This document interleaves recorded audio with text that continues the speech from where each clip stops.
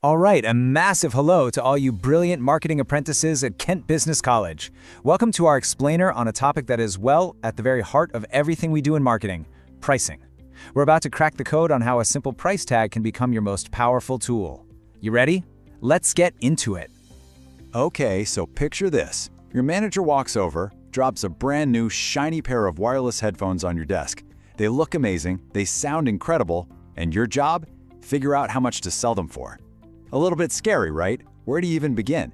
You know you've got to get it just right. But hey, don't sweat it. Seriously, by the time we're done here, you are going to have a rock-solid plan. We're going to solve this exact problem by taking a look at how one of the UK's biggest retailers absolutely nailed the pricing game.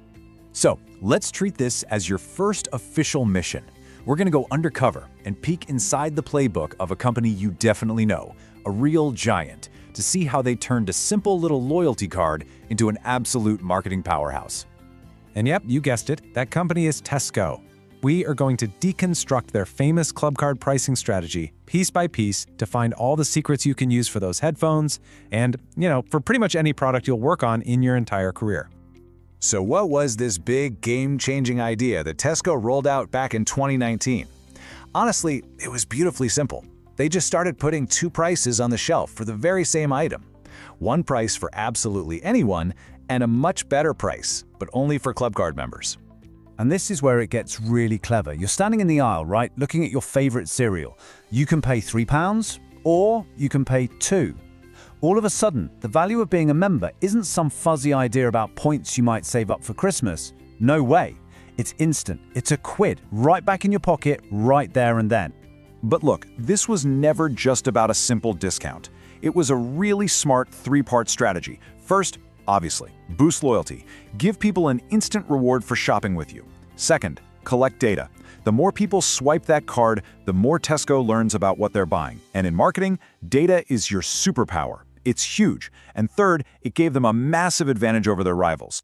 So, did it actually work? Oh, you bet it did. This number is just, well, it's staggering. Nearly 21 million people in the UK now use a Tesco Clubcard. Just think about that. That's a massive chunk of the entire country signing up for these deals.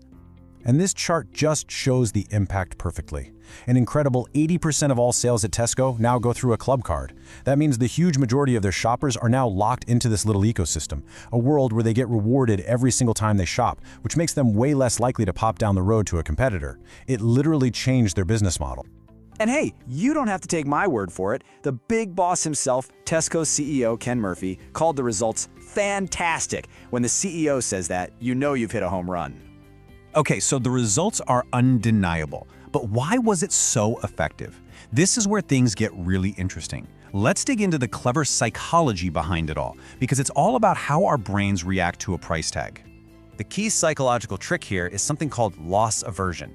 Now, put simply, our brains are wired to hate the feeling of losing something much more than we enjoy the feeling of gaining something. So when you see that cheaper Clubcard price, it doesn't feel like you're gaining a discount. It feels like you're actively losing money if you pay the higher price.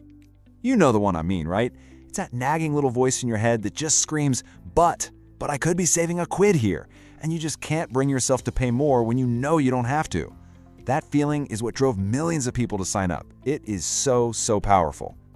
Okay, so we've seen how Tesco did it, and we've explored the clever psychology of why it worked. Now for the most important bit, how do we take these lessons from the supermarket and apply them to our own marketing missions? Because that's where this is all about, isn't it?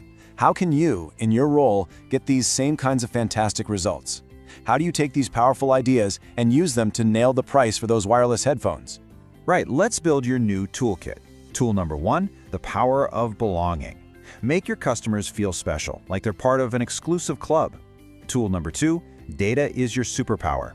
The more you know about your customers, the better you can serve them. And tool number 3, instant gratification. People love getting a reward right now way more than they love collecting points for later. Okay, your toolkit is packed and ready. Let's bring it all back home, back to your mission. You've got the headphones, you've got the principles from Tesco. Now you just need a solid plan. And luckily for us, your assignment gives you the perfect framework to follow. And here it is, a simple 6-step plan to take you from where do I start to a confident recommendation. First up, research competitors. See what everyone else is charging. Then, understand value. What makes your headphones special? Step 3. Outline your options. What different pricing models could you use? After that, analyze your costs. You've got to know your break-even point. Then, forecast demand. How many do you reckon you'll sell at different prices? And finally, you recommend and communicate. You present your price with all that great research to back it up.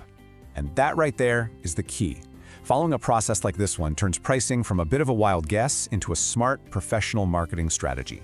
It means you can stand by your decision because you know you've done your homework. So there you have it. You started with a challenge, and now you have a case study, the psychology, and a strategic plan to absolutely smash it. You have totally got this. The only real question left is, what marketing mission are you going to solve next?